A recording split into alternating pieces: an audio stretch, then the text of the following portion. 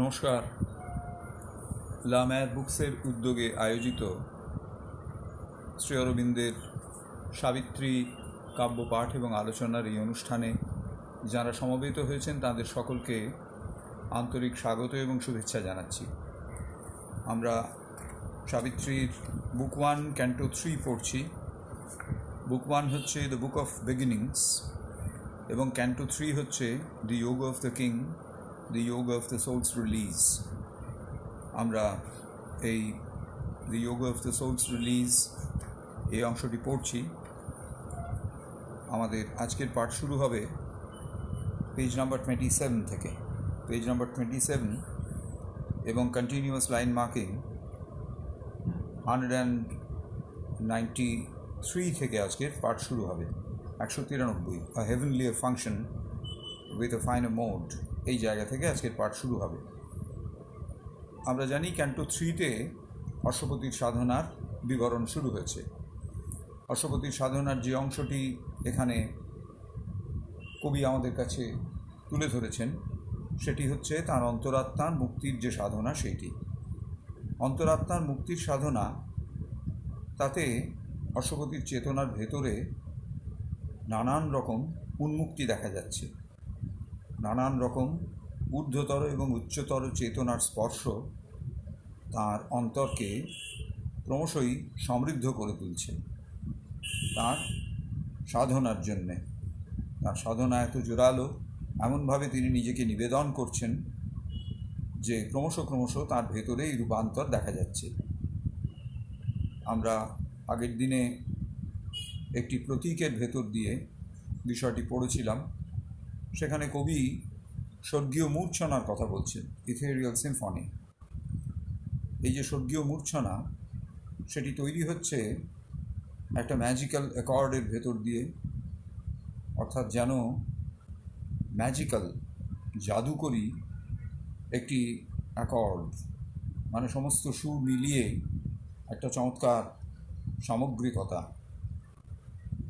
এইরকমভাবে তৈরি হচ্ছে। এই প্রতীকটি তিনি ব্যবহার করেছেন এই কারণে যে সাধারণত বাইরে যে ঘটনা ঘটে সেই ঘটনাগুলো আমাদের ভেতরে যখন তার তরঙ্গ তোলে, সেই তরঙ্গ এরকম ইথেরিয়াল সিম্ফনির মতন একটা কমপ্লিট অ্যান্ড হারমোনাইজড সিম্ফনির মতো পৌঁছয় না। চেতনার কোনো একটি বিশেষ জায়গাকে সেটি বিশেষভাবে প্রভাবিত করে এবং সেই একটি জায়গার প্রভাবের ওপরে নির্ভর করে সমগ্র ঘটনাটির একটা চেহারা আমাদের কাছে এসে পৌঁছয়।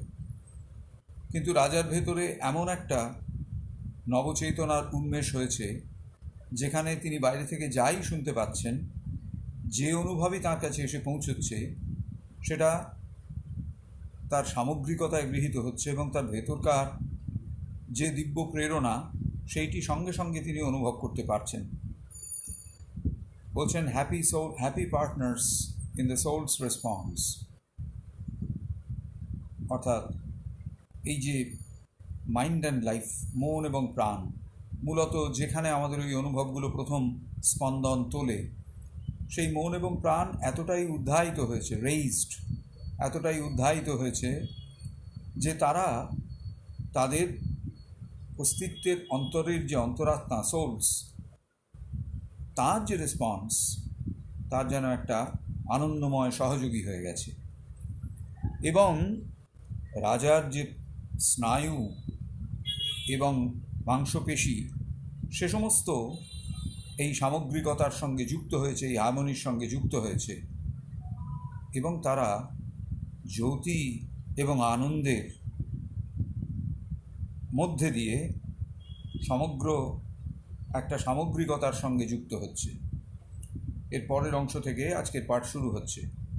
A heavenlier function with a finer mode, lit with its grace man's outward earthliness, knows the soul's experience of its deeper sheets, no more slept, drugged by matter's dominance.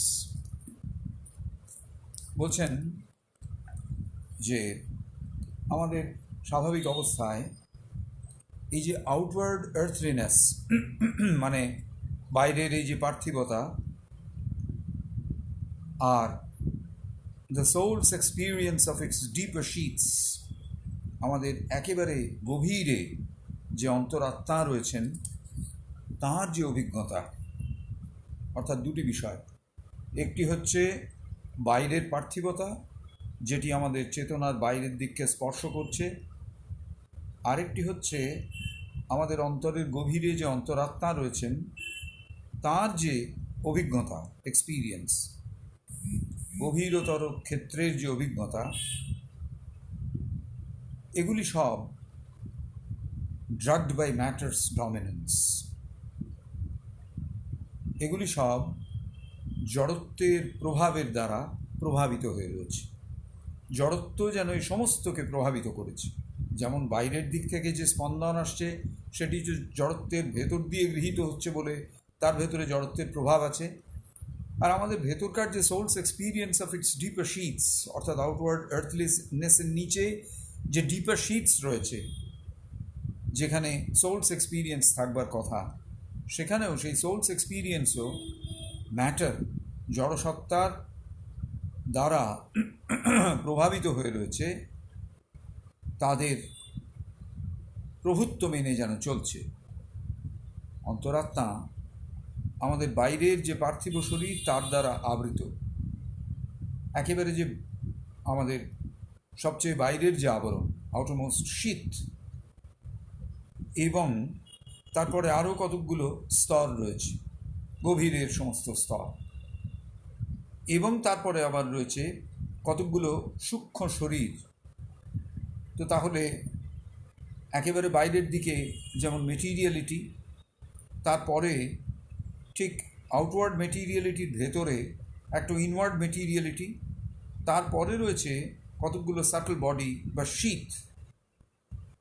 এইগুলো সব আমাদের অন্তরাত্মাকে কাভার করে রেখেছে, অন্তরাত্মাকে আবৃত করে রেখেছে।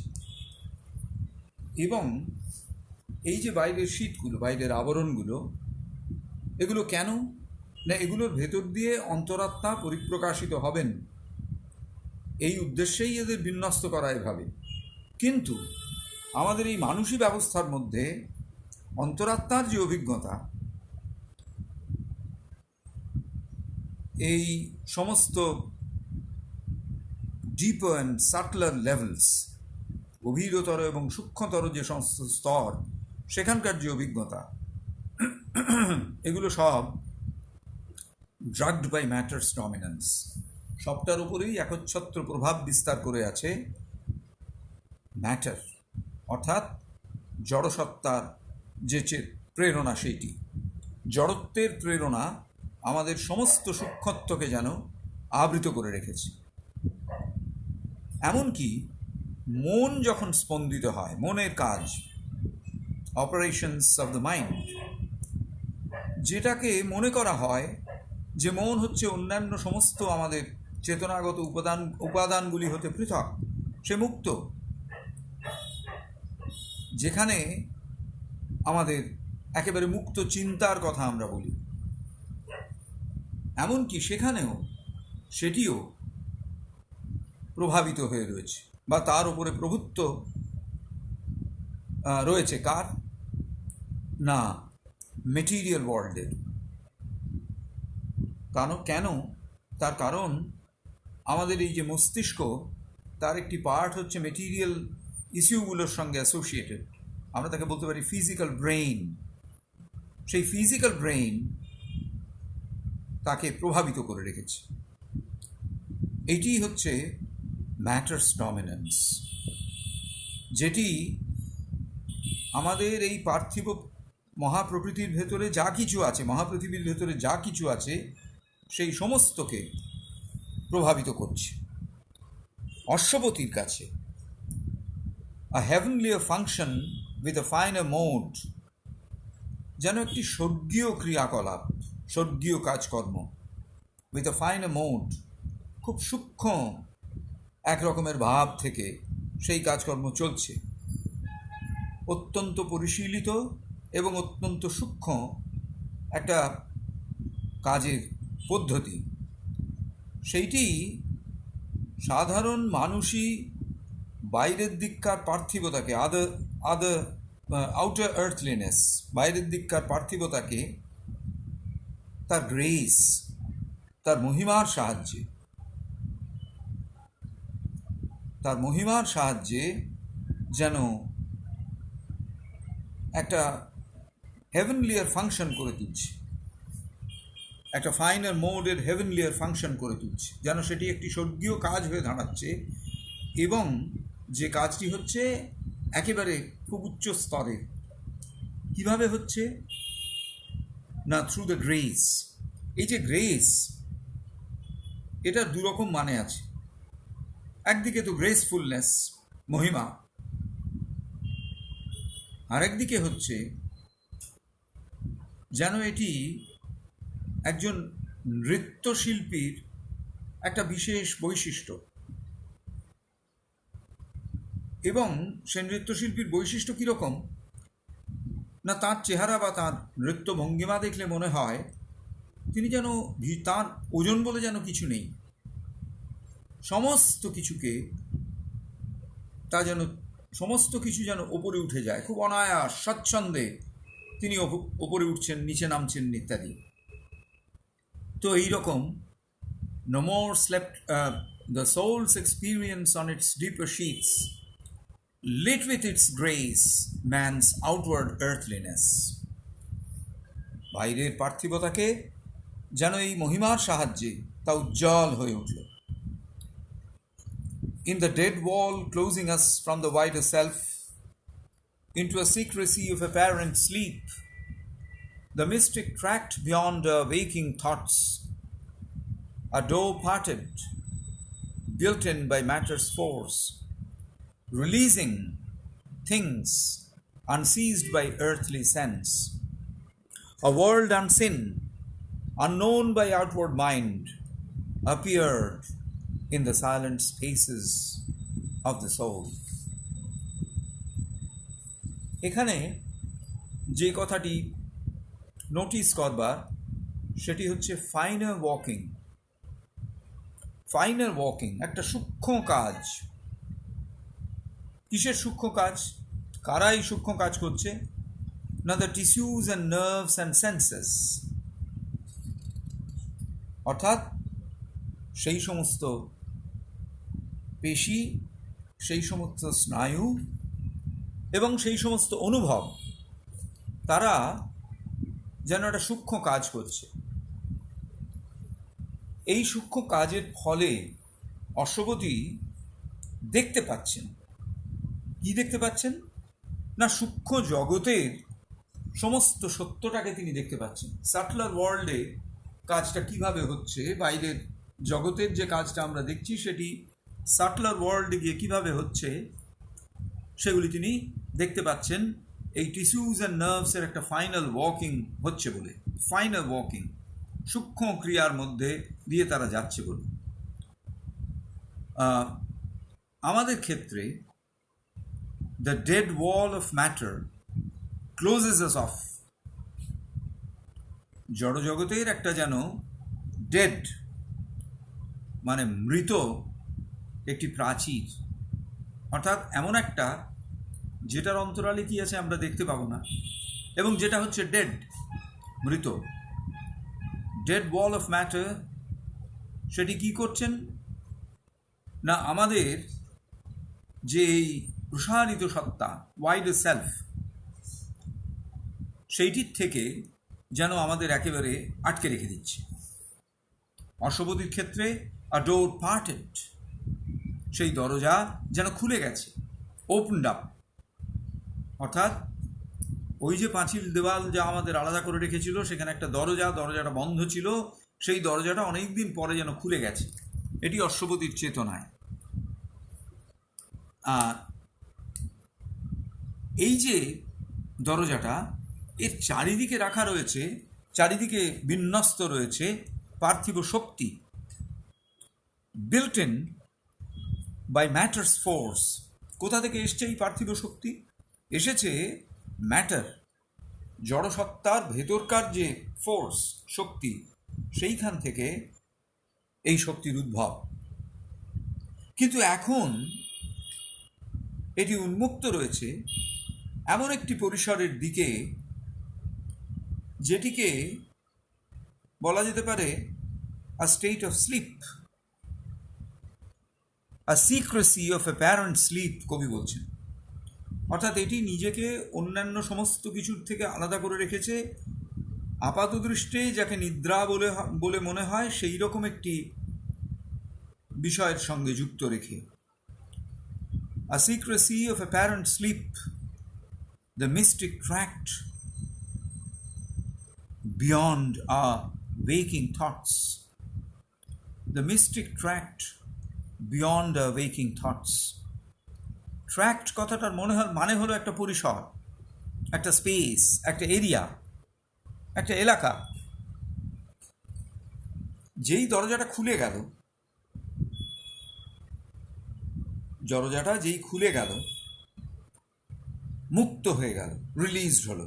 কি মুক্ত হলো, রিলিজড হলো? সেই দ্বার পথে না সেই সমস্ত জিনিস যা এতদিন আমাদের পার্থিব যে অনুভূতিসমূহ, আর্থলি সেন্সেস, সেগুলো এতদিন ধরতে পারেনি, সেই সব বিষয় এই উন্মুক্তির ভেতর দিয়ে এসে আমাদের চেতনায় ধরা দিল,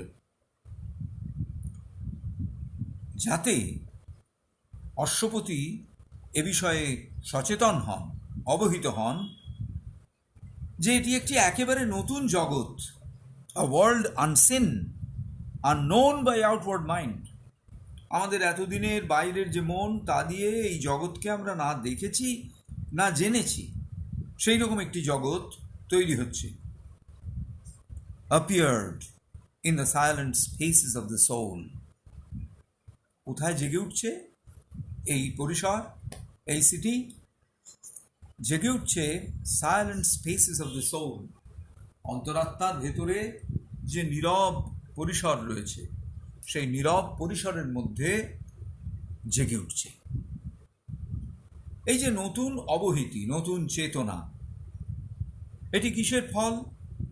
এটি হচ্ছে পিওর পারসেপশন, শুদ্ধ অনুধাবন ক্ষমতা, পিওর পারসেপশন। কেন পিওর?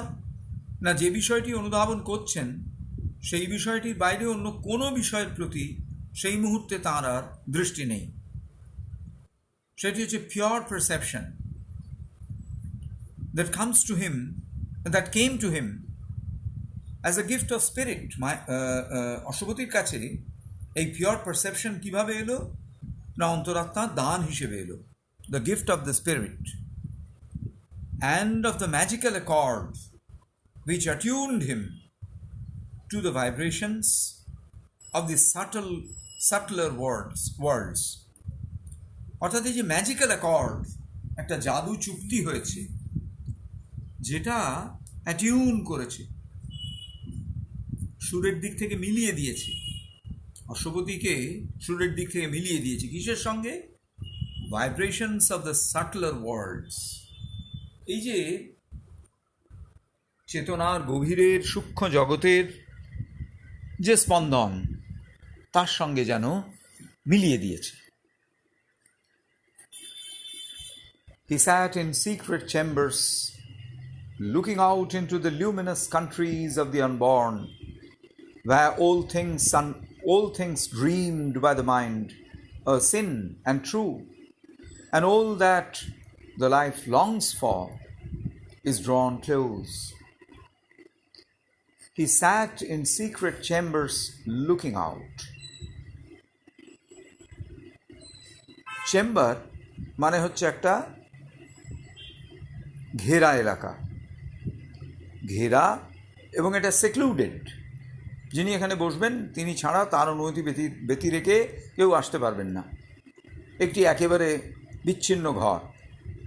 শ্রী অরবিন্দ দেখাচ্ছেন অশ্বপতি এইরকম সিক্রেট চেম্বারে বসে আছেন। কিসের সিক্রেট চেম্বার এটি?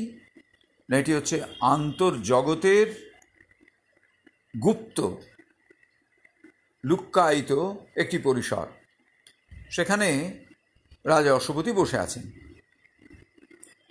তিনি দেখছেন, বাইরের দিকে দেখছেন, না, তার ফিজিক্যাল আই দিয়ে নয়, চর্মচক্ষু দিয়ে দেখছেন না। তাহলে কি দিয়ে দেখছেন? না, সূক্ষ্ম দেহ সত্তার যে দৃষ্টির পারঙ্গমতা সেইটা দিয়ে তিনি দেখছেন। Into the luminous countries of the unborn. এবার কি দেখছেন? দেখছেন যে সমস্ত এলাকা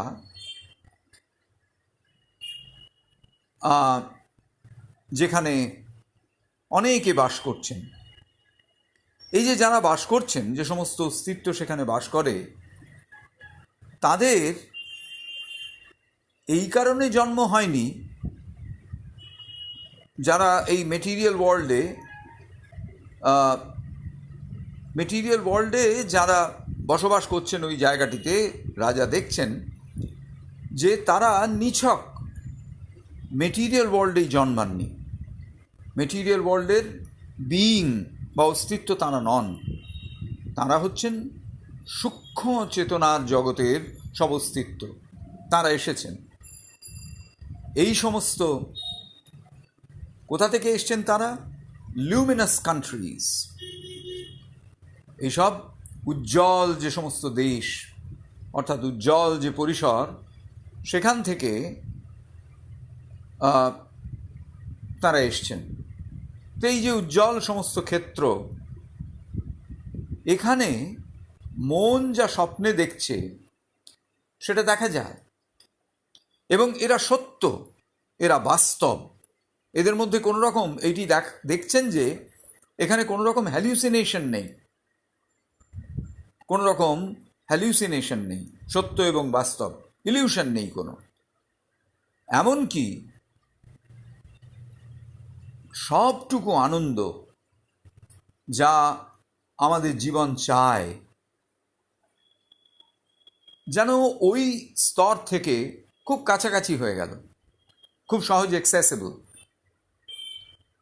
এই রকম ভাবে, চেতনাগতভাবে অশ্বপতি পৌঁছেছেন। He sat in secret chambers looking out into the luminous countries of the unborn. এই যে luminous countries of the unborn, এখনো যা জন্মায়নি, এখনো যা সৃষ্টির ভেতরে আসেনি, সেই রকম উজ্জ্বল সমস্ত দেশ, উজ্জ্বল সমস্ত ক্ষেত্র, তার কথা এখানে কবি বলছেন। এই যে যা এখনো আসেনি, তার মানে ভবিষ্যৎ, এবং উজ্জ্বল, যার ভেতরে দিব্য প্রভা রয়েছে। সুতরাং ভবিষ্যৎ দিব্য আগমনী যেন তার সূচনা এখানে ঘটছে। Into the luminous countries of the unborn, where all things dreamed by the mind are sin and true, যেখানে সেই সূক্ষ্ম জগতে যা কিছু মনের ভেতর দিয়ে স্বপ্ন জেগেছিল সেগুলো দেখা যাচ্ছে এবং সেগুলো সত্য। And all that the life longs for is drawn close. যা কিছু প্রাণ চেয়েছে, প্রাণসত্তা যা কিছু চাইছে, সেগুলো যেন কাছে চলে আসছে। অশ্বপতির চেতনা যে জায়গাতে পৌঁছেছে সেখানে অশ্বপতি অনুভব করছেন। He saw the perfect in their starry homes, wearing the glory of a deathless form, lain in the arms of the eternal peace, wrapped in the heartbeats of God ecstasy. বলছেন he saw, অশ্বপতি দেখছেন। কাকে দেখছেন? অশ্বপতি দেখছেন the perfect in their starry homes. Ashwapati দেখছেন সেই একেবারে সুষমাময় বিষয়গুলি।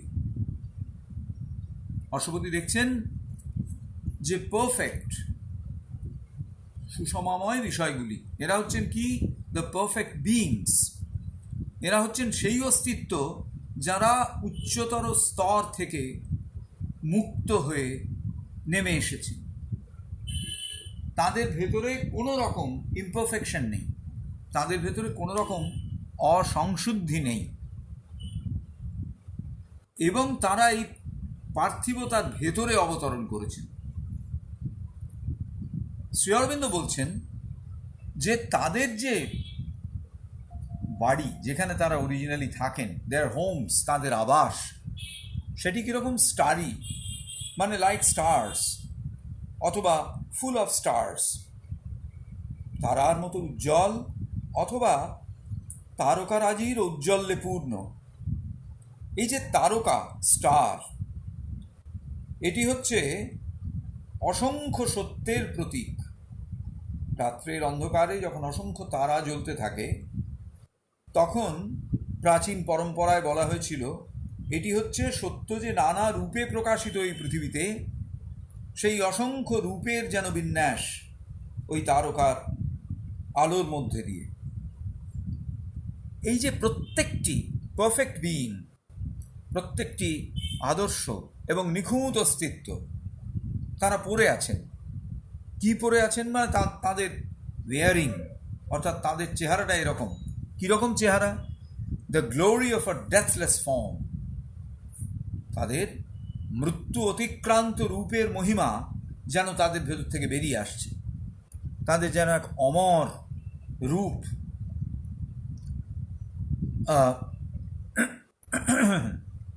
যেহেতু তারা এখনো জন্মগ্রহণ করেননি, এই পার্থিবতার ভেতরে আসেননি এখনো, অতএব তারা মৃত্যুকেও অতিক্রম করেছেন।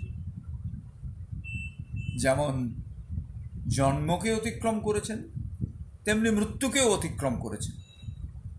এবং যে রূপের ভেতর দিয়ে তাদের ওই গ্লোরি অ্যান্ড বিউটি প্রকাশিত হচ্ছে, সেই রূপ যেমন মহত্বপূর্ণ, যেমন মহান এবং যেমন অপরূপ, তেমনি তার ভেতরে আলোয় ভর্তি। তারা যেন কোলে রয়েছে, ইন দি আর্মস অফ, কার কোলে? দি ইটার্নাল স্পিস, অনন্তের, শাশ্বতের সৌন্দর্য, শাশ্বতের নীরবতা, সেই কোলে যেন রয়েছে। তারা আরও কীরকম? তারা হচ্ছে র্যাপ্ট, মানে একেবারে ভীষণভাবে মজে আছে যেন। তারা যেন সিজড অ্যান্ড ক্যারিড অ্যাওয়ে, কোনো কিছু একটা তাদের ধরেছে, এবং তারপরে সেই যা ধরেছে, যা প্রভাব বিস্তার করেছে, তার প্রভাব অনুসারেই তারা চলছে। Seized and carried away in the heart beats of God ecstasy. কোথায় নিয়ে যাওয়া হয়েছে তাদের? না, গড এক্সট্যাসি, দিব্য আনন্দের হৃদস্পন্দনের মধ্যে। এই যে বিইংসের কথা বলা হলো, দ্য পারফেক্ট, এই বিইংয়ের কথা যে বলা হলো, এইটা হচ্ছে এমন একজন, মানে এই যে র্যাপ্ট বিইংস, অর্থাৎ এই যে একেবারে একাগ্র র্যাপ্ট বিইংস, এই কথাটি এসেছে র্যাপ্টার থেকে। র্যাপ্টার মানে হচ্ছে পাখি। ইগল, হক, ফ্যালকন, এদের র্যাপ্টার বলে। এদের ডানার জোর খুব বেশি, একেবারে ভীষণ স্পিডে ওপরে উঠে যেতে পারে, আবার সোজা নেমে আসতে পারে অনেক উঁচু থেকে, এবং নেমে এসে তাদের শিকার ধরে তারা চলে যায়। আমরা যখন র্যাপচার বা আনন্দ অনুভব করি, যেন মনে হয় আমাকে একটা প্রবল আনন্দের প্রভাব আমাকে প্রভাবিত করেছে, যেন কোনো দেবতা অথবা কোনো উচ্চ স্তরের অস্তিত্ব তারা নেমে এসেছেন এবং আমাকে ধরেছেন এবং নিয়ে যাচ্ছেন এই পৃথিবী থেকে বাইরে। কোথায়? না, এমন একটি পরিস্থিতিতে, এমন একটি পরিবেশে যেখানে অপার্থিব আনন্দ তার অনুভব আসছে, এবং এই রকম অবস্থায় আমি হচ্ছি rapt in a trans of Deloitte, যেন আনন্দের একটা আচ্ছন্নতা, সেইটি যেন রাজাকে আচ্ছন্ন করে রেখেছে। He lived in the mystic space where thought is born, and will is nursed by an ethereal power, and fed on the white milk of the eternal strengths, till it grows into the likeness of a God. এটি একটি অসাধারণ sentence. বলছেন, he lived in the mystic space where thought is born. সেই রহস্যময় পরিসরে অশ্বপতি রয়েছেন, দেখছেন সেই পরিসরে চিন্তার জন্ম হচ্ছে এবং ইচ্ছা শক্তি সেটি লালন পালন করা হচ্ছে কিসের দ্বারা? বাই অ্যান ইথেরিয়াল পাওয়ার, একটি স্বর্গীয় শক্তি, ইথেরিয়াল সূক্ষ্ম শক্তি, সেটি যেন সেই চিন্তাকে নার্স করে যাচ্ছে, লালন পালন করে যাচ্ছেন। By an ethereal power and fed on the white milk of eternal strengths, এবং সেই যে নবজাতকে যেন fed on the white milk, white মানে হচ্ছে শুদ্ধ পবিত্র, সেই শুদ্ধ পবিত্র দুগ্ধ পান যেন তিনি করাচ্ছেন। মিল্ক কিসের? অফ দি ইটার্নাল স্ট্রেংথস, শাশ্বতের যে শক্তি সেইটি যেন দুধের মতো পান করছেন। till it grows into the likeness of a God, যতক্ষণ পর্যন্ত না দেবতার অনুরূপভাবে তিনি গড়ে উঠছেন। সুতরাং অশ্বপতির চেতনায় এই ব্যাপারগুলি আস্তে আস্তে আসছে, অশ্বপতির কনসিয়াসনেসের ভেতরে এই ব্যাপারগুলি আসছে। এই যে উইল, আমাদের ইচ্ছা শক্তি, এটি নিয়মিত নারিশড হয়, লালিত পালিত হয় সেই শক্তির দ্বারা, এবং শুধু লালিত পালিত নয়, ক্রমশ এরা আরও জোরালো হয়ে ওঠে সেই শক্তির দ্বারা, যতক্ষণ পর্যন্ত না এরা ততদূর বেড়ে ওঠে, ততদূর গড়ে ওঠে into the likeness of a god, দেবতাদের যেরকম, দেবতাদের মতো হয়ে যতক্ষণ না তারা গড়ে উঠছে। In the witnesses' occult rooms with mind-built walls on hidden interiors, lurking passages, opened the windows of the inner sight. He owned the house of undivided time.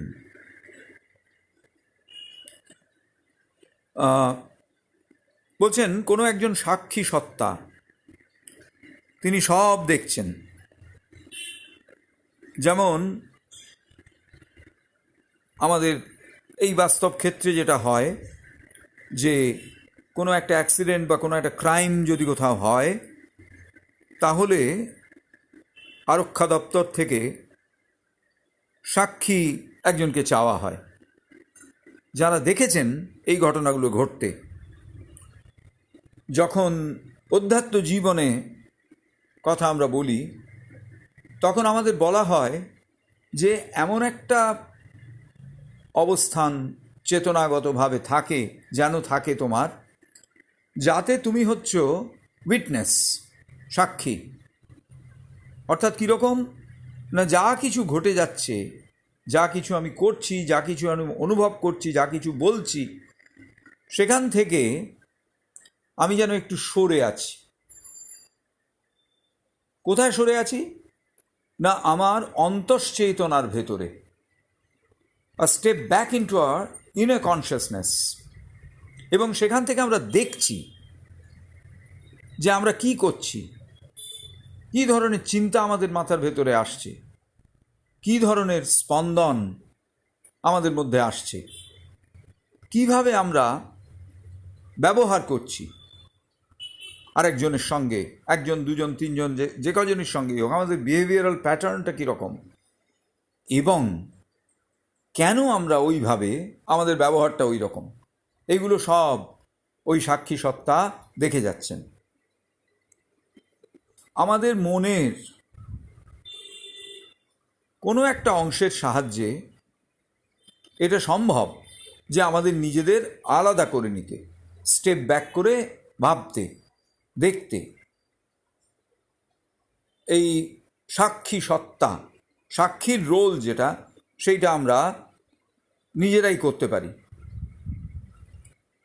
যা কিছু আমরা আস্তে আস্তে গড়ে তুলি, যদি আমরা এরকম ব্যাপারটা ধীরে ধীরে গড়ে তুলতে থাকি ক্রমে ক্রমে, যে আমাদের অন্তশ্চেতনার সঙ্গে আমরা যুক্ত হয়ে গেছি, ইনার কনসিয়াসনেসের সঙ্গে আমরা যুক্ত হয়ে গেছি, এবং এই ইনার কনসিয়াসনেস সব সময় দেখছেন, সাক্ষীর মতো দেখছেন কি ঘটে যাচ্ছে বাইরের জগতে। এবং কখনো কখনো বলা হয় যে এটি হচ্ছে পুরুষ কনসিয়াসনেস অ্যাজ অপোজ টু প্রকৃতি কনসিয়াসনেস। প্রকৃতি হচ্ছেন এই নেচারের, মহাপ্রকৃতির বাইরের অংশ, সেটি হচ্ছেন, প্রকৃতি হচ্ছেন তার যান্ত্রিক অংশ। আর পুরুষ তিনি পেছনে, অন্তরালে, সেখান থেকে দেখে যাচ্ছেন এবং প্রকৃতিকে অ্যালাউ করছেন, প্রকৃতিকে সম্মতি দিচ্ছেন, নেচারকে অ্যালাউ করছেন যা কিছু তার ইচ্ছে সেই সব করতে। যখন আমরা বলি পুরুষ, তার মানে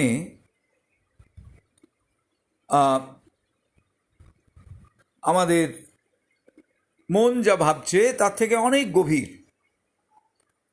এইটা হচ্ছে আমাদের ভেতরে যে সচেতন দিব্য অস্তিত্ব রয়েছেন, এবং যা কিছু আমরা করছি এবং যা কিছু আমাদের অভিজ্ঞতায় আসছে সেটা তিনি বুঝতে পারছেন, সেই সত্তা,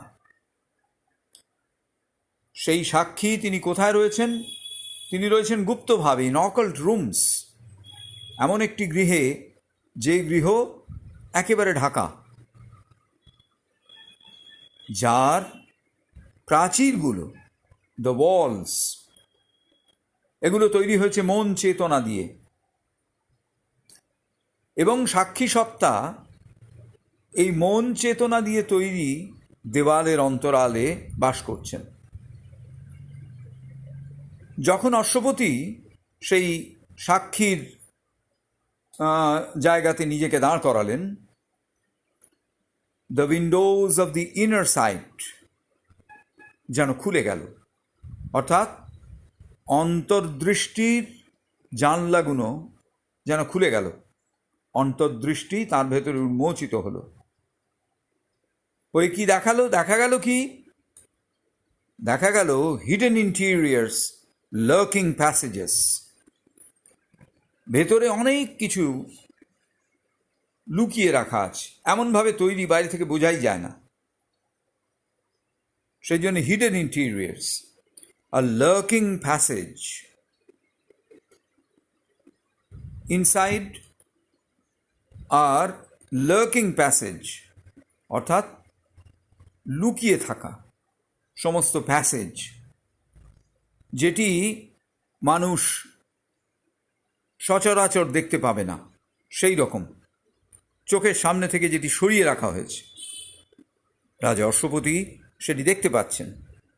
এবং তিনি এই যে বাড়ি, এই যে প্রাসাদ, তার যেন অধিকারী হয়ে গেলেন, owned the possession of the inner house. He owned the house, undivided, house of undivided time. কীরকম এই পরিসরটি, এই বাড়িটি কীরকম? আনডিভাইডেড টাইম, অর্থাৎ কাল, মহাকাল। সেখানে খণ্ড খণ্ড করা নেই।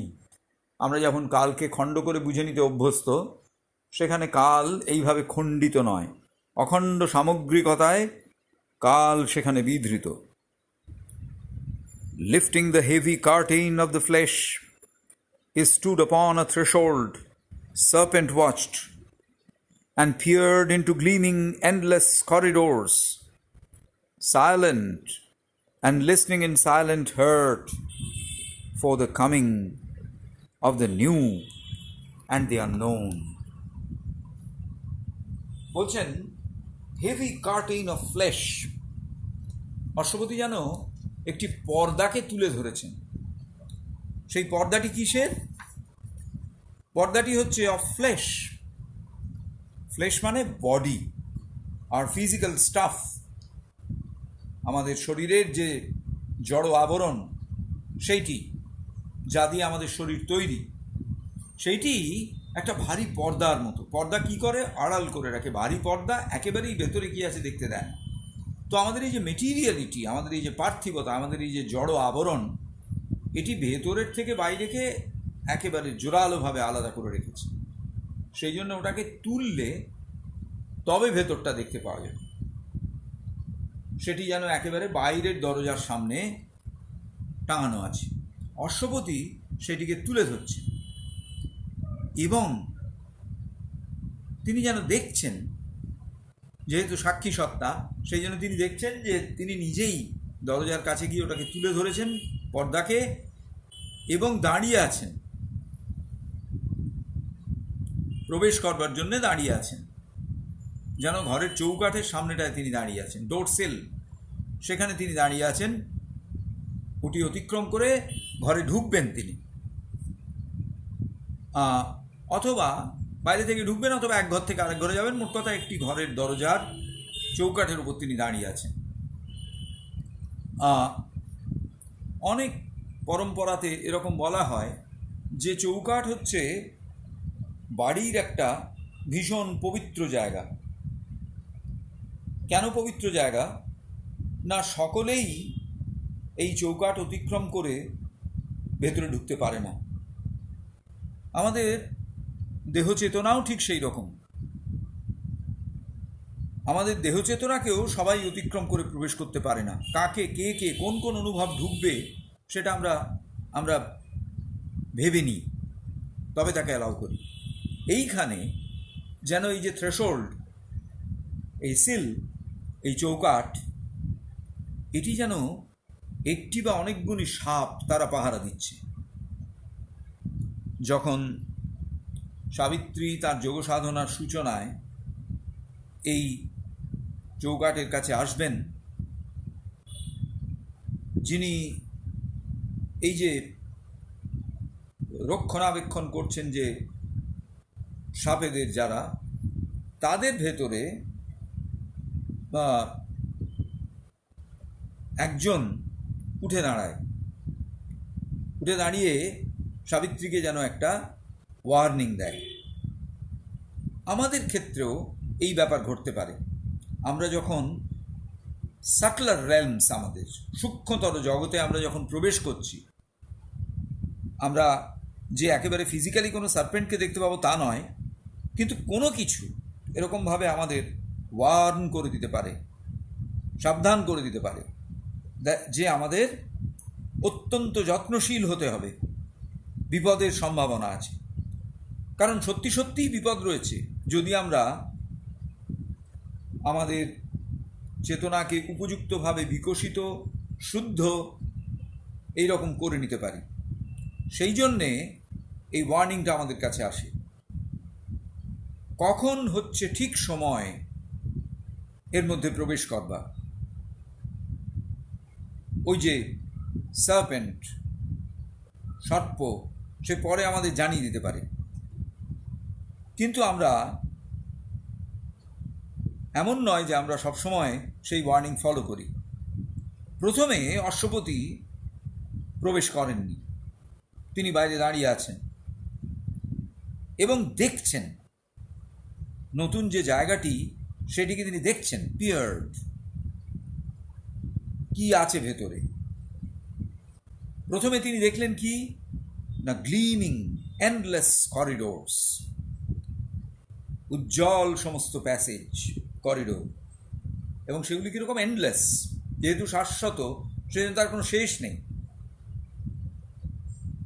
একের পর এক যেন প্যাসেজ চলেছে।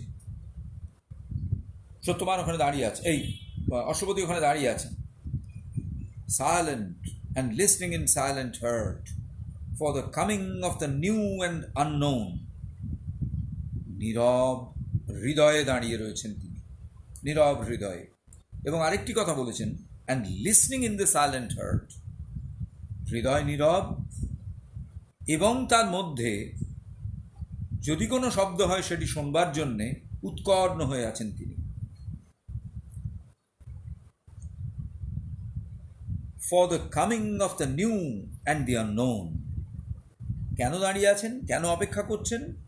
না, এই করিডোরের ভেতর দিয়ে নতুন অজানা বিষয় আসবে।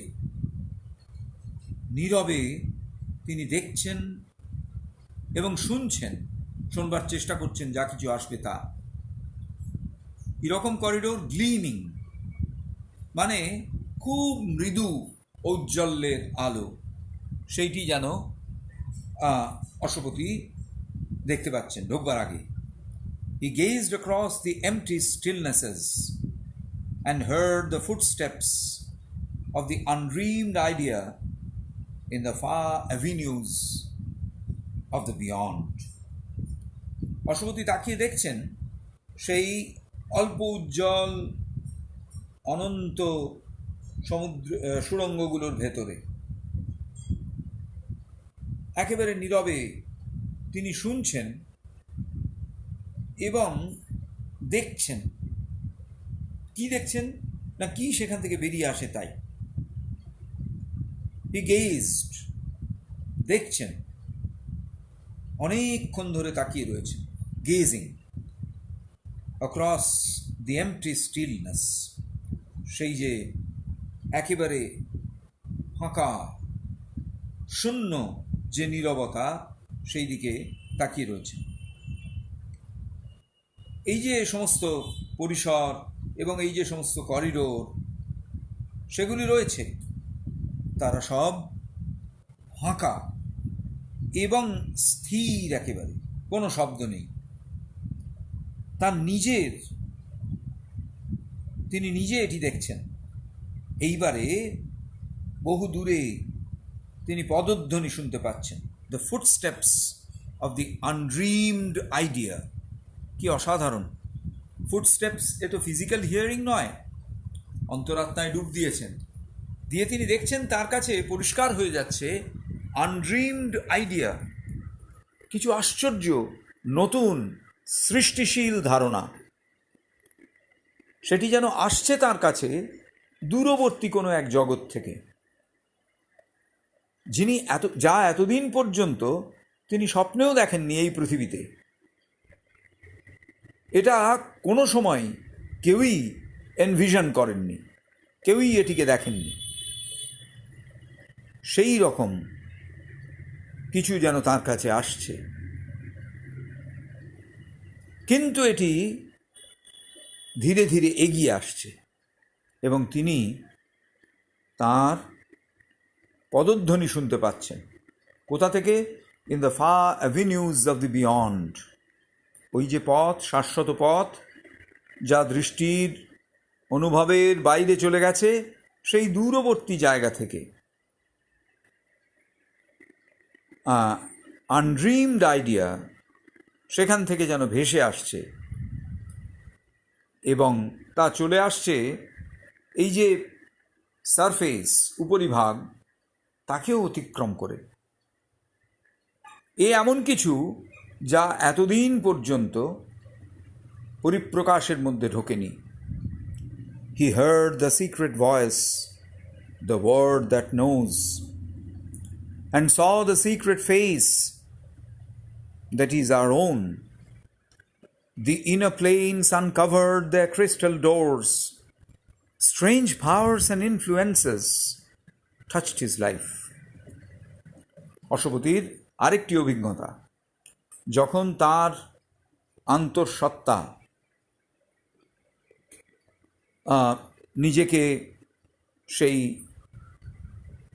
সিক্রেট ভয়েস, মানে অন্তঃসত্ত্বা যখন নিজেকে খুলে দিচ্ছেন, তখন সেটি আসলে অশ্বপতির কাছে আসছে একটা সিক্রেট ভয়েসের মতো, যেন একটা গুপ্ত কণ্ঠস্বর।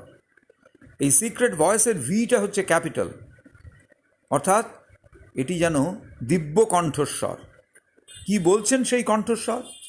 Speaking the word that knows, word with capital. তার মানে এটি হচ্ছে দ্য ওয়ার্ড অফ ক্রিয়েশন। এই মহাসৃষ্টির মূলে যে ধ্বনি রয়েছে সেইটি, যা এই সমস্ত কিছুকে অস্তিত্বের মধ্যে এনেছে। অশ্বপতি যে ধ্বনি শুনছেন, যে মহাধ্বনি শুনছেন, সেটি কি নিয়ে আসছে? জ্ঞান, সত্যিকারের জ্ঞান। এবং তিনি দেখছেন একটি মুখাবয়ব, the secret face of our own, that is of our own, that is our own. যেন একটা সিক্রেট ফেস, গুপ্ত মুখাবয়ব, আসলে সেটি আমাদেরই। এই যে ইনার প্লেন, অন্তরের যে সমস্ত এক একটি স্তর, বিভিন্ন স্তরের যে আন্তর্চেতনা, ইনার কনসাসনেস, সেইটি যেন তাদের অন্তরে প্রবেশের পথকে খুলে দিচ্ছে রাজার সামনে, যেন ইনভাইট করছে রাজাকে যাতে তিনি ভেতরে প্রবেশ করেন।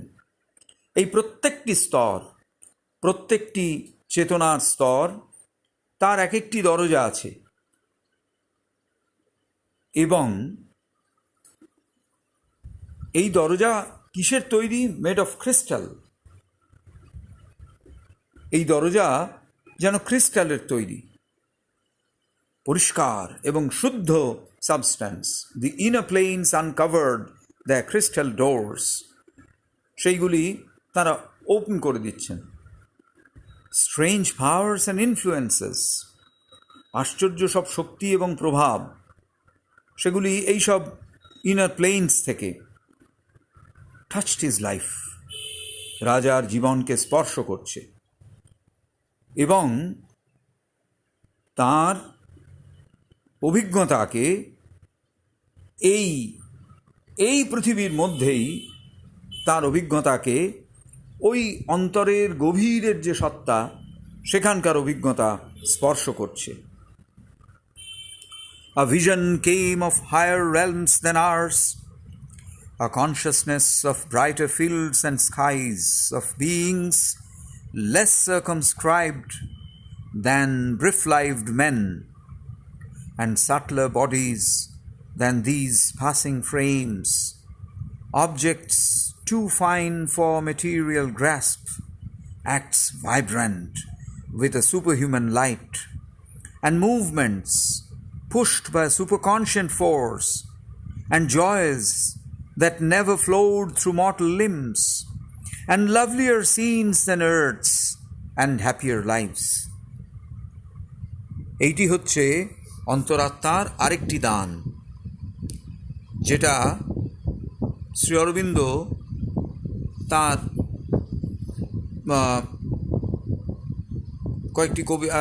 অন্য একটি কবিতায় লিখেছেন, দি আদার আর্থস। তো এই যে a vision came of higher realms than ours, Ashwapati দেখতে পাচ্ছেন এই যে উচ্চতর যে সমস্ত জগৎ, উচ্চতর লোকরাজি, সেগুলোকে দেখতে পাচ্ছেন। এমন সমস্ত হায়ার ওয়ার্ল্ডস, যেটা আমরা যে পৃথিবীতে বাস করি তার থেকে অনেক ওপরে। তিনি এমন একটি চেতনার অধিকারী হয়েছেন, এমন একটি অবহিতি তার মধ্যে এসছে, যেটি এই যে ব্রাইটার ফিল্ডস অ্যান্ড স্কাইজ, উজ্জ্বলতর ক্ষেত্র এবং আকাশকে তার কাছে পরিষ্কার করে দিচ্ছে, তার চেতনায় এনে দিচ্ছে। যেখানে সূর্য অতি উজ্জ্বল কিরণ সম্পাতে চতুর্দিককে ভরিয়ে রেখেছে, এবং এই যে ক্ষেত্র, প্রসারিত ক্ষেত্র এবং আকাশ, এই সমস্ত লোকের, এই ঊর্ধ্বতর উচ্চতর লোকের, সেখানে যেন সূর্যের আলো একটু অন্য রকম, সেখানে যেন সূর্যের আলো আরেকটু উজ্জ্বল বেশি, এবং সেখানে যারা বাস করছেন, যে সমস্ত অস্তিত্ব সেখানে রয়েছে, তারা কীরকম less circumscribed than brief lived men. Circumscribed মানে হচ্ছে ঠিক মানেটা হলো কি, enclosed in a circle, limited, সীমায়িত। লেস সার্কামস্ক্রাইবড অনেক কম সীমায়িত। কিসের থেকে?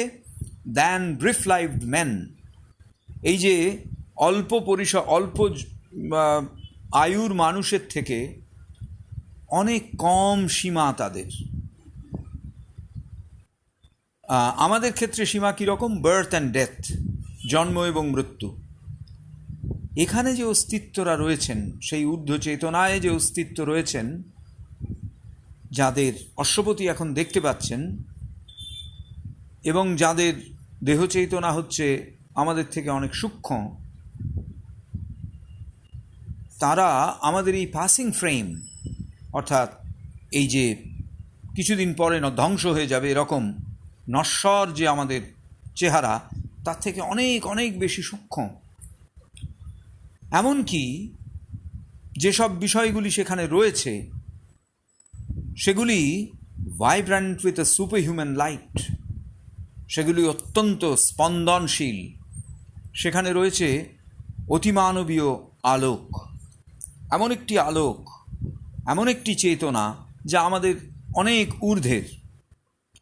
এই সমস্ত জগতের যে মুভমেন্টস, যে নড়াচড়া, যে স্পন্দন, সেগুলি, তার মধ্যের যে প্রেরণা, সেগুলি হচ্ছে ঊর্ধ্বতর, উচ্চতর প্রেরণা, যা আমরা আমাদের এই সচেতন জগতে পাই। সেগুলি হচ্ছে সুপার কনশিয়াস ফোর্স, অতিচেতনার শক্তি। সেগুলি যেন এই বিষয়কে গতিশীল রাখছে, ঊর্ধ্ব চেতনার বিষয়গুলিকে গতিশীল রাখছে। সেখানকার অস্তিত্ব তারা অনুভব করে সেখানে এমন আনন্দ সব, that never flowed through mortal limbs. আমাদের পার্থিবতার ভেতরে আমরা যে অনুভবগুলোকে পাই, যারা আমাদের পার্থিব অস্তিত্বের ভেতর দিয়ে প্রবাহিত হয়েছে, সেরকম নয়, তার থেকে অনেক উচ্চতর আনন্দ। আমাদের এই যে পার্থিব শরীর, তারা ওইরকম সূক্ষ্ম শরীরের আনন্দ অনুভবই করতে পারি না। এবং সেই উজ্জ্বলতর ক্ষেত্রে এবং উজ্জ্বলতর আকাশের নিচে রয়েছে lovelier scenes than earths and happier lives. আমাদের এই পার্থিবতার থেকে অনেক বেশি সুন্দর সমস্ত দৃশ্য এবং আমাদের থেকে সুখীতর জীবন। একটি চিঠি, সেখানে কোনো একজন শিষ্য অত্যন্ত এনথিউজিয়াস্টিক্যালি সূর্যাস্ত সম্পর্কে শ্রী অরবিন্দকে লিখেছিলেন। সেখানে বর্ণনা ছিল পাহাড়ের, সমুদ্রের, অপূর্ব প্রকৃতির। শ্রী অরবিন্দ তার উত্তরে লিখলেন, yes, these things are beautiful, but in the subtler worlds are much more beautiful things which we can see when the inner eyes are opened. বলছেন, নিঃসন্দেহে এই সূর্যাস্তের দৃশ্য, এই পাহাড়, এই সমুদ্র, এই সব কিছু মিলিয়ে অপূর্ব দৃশ্য। কিন্তু যখন আমাদের ভেতরের দৃষ্টি খুলে যায় এবং আমরা আমাদের সূক্ষ্ম জগতে প্রবেশ করি, তখন আমরা দেখি সেখানে আরও সুন্দরতর বিষয় সেখানে রয়েছে, যা শুধুমাত্র আমাদের অন্তশ্চক্ষুর উন্মীলনের ভেতর দিয়েই আমরা পেতে পারি। এইটা রাজা অশ্বপতি দেখছেন। আজকে এখানেই শেষ করছি।